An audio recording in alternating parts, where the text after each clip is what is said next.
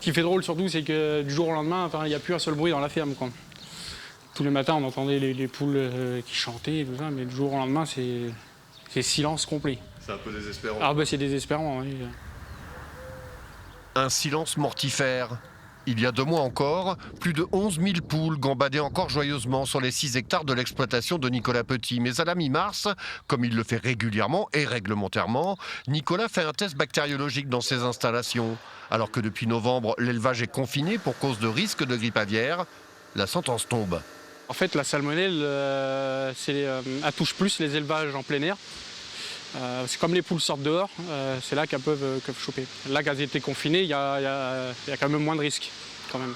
Chez les petits, on élève des poules depuis les années 60. En 1992, c'est Philippe, le père de Nicolas, qui se lance dans l'élevage en plein air de la mondialement connue poule de Maran, une révolution dans le métier.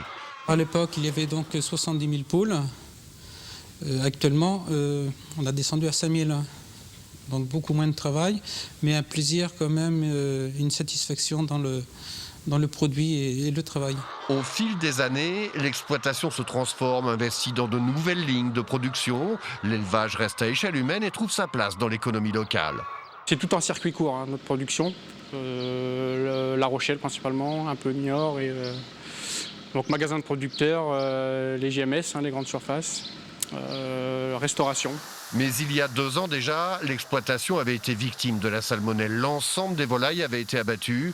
La banque avait soutenu l'entreprise, mais quid de cette année?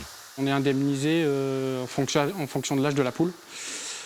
Pour l'abattage, en fait, on est indemnisé pour tout ce qui est désinfection. Et c'est tout. Voilà. Il n'y a pas d'assurance. Il n'y a pas d'assurance pour ça. Ça veut dire que ça fait un manque à gagner.